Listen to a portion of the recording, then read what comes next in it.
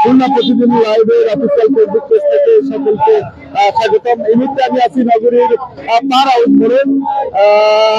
সন্ত্রাসী সংগঠন আওয়ামী লীগ নিষিদ্ধ হয়েছে এমনটা বলছেন ইসলামী আন্দোলন। তারা বলছেন যে সেই নিষিদ্ধের দাবি নিষিদ্ধ হয়, কিন্তু তারা আজকে শুক্রবার একটি মিছিল আনন্দ মিছিল করছেন ইসলামী আন্দোলন।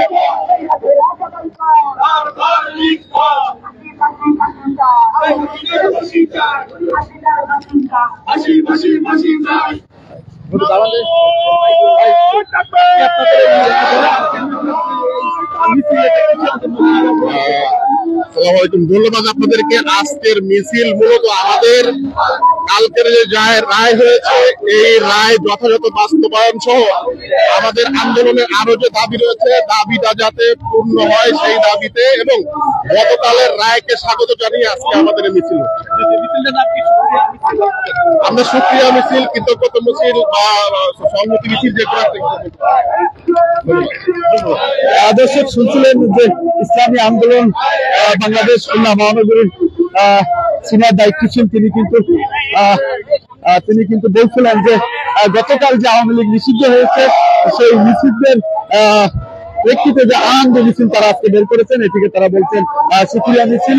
এবং বাকি যে আওয়ামী লীগের নিষিদ্ধের আরো যে কিছু কাজ আছে সেগুলো দ্রুত সময়ের মধ্যে সম্পন্ন করতে হবে, একটি গেজেট প্রকাশ করতে হবে এমনটা বলছিলেন ইসলামী আন্দোলনের বক্তারা। এবং তারা মিছিলটি পাড়া উন্মোড় থেকে এখন নগরীর ফেরিঘাট মোড়ের দিকে যাবেন।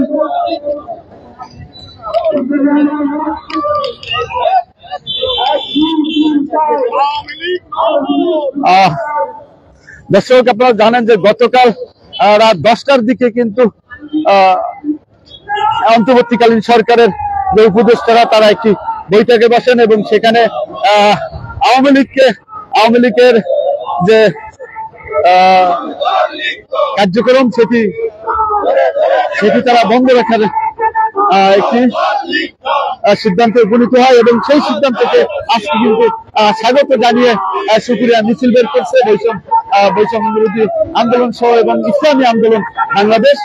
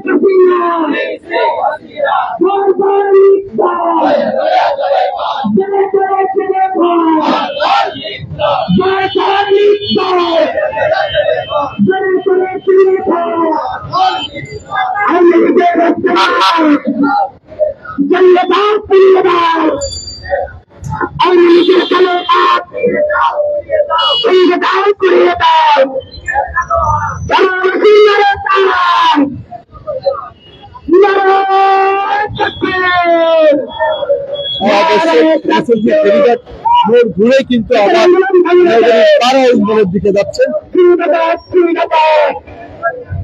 নেতা নেই নীতি চাই, যে নেতার তৈরি নাই সারা বাংলায় শুনতে চাই, সংসদে করতে চাই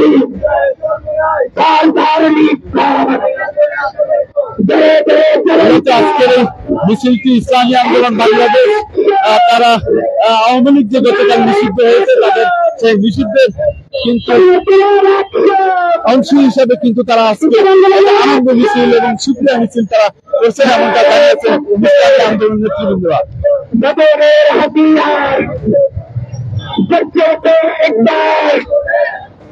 আমরা সবাই নবীর সমান ভাই করি না বিরাট কুমার, আমরা সবাই নবীর সমান দিয়েছি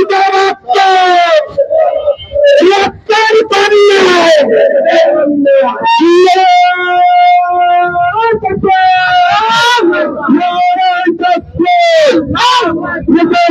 রাজনীতি চাই, সারা বাংলা ফিরতে পাই, পাইছি ভাই, সংসদে দেখতে চাই,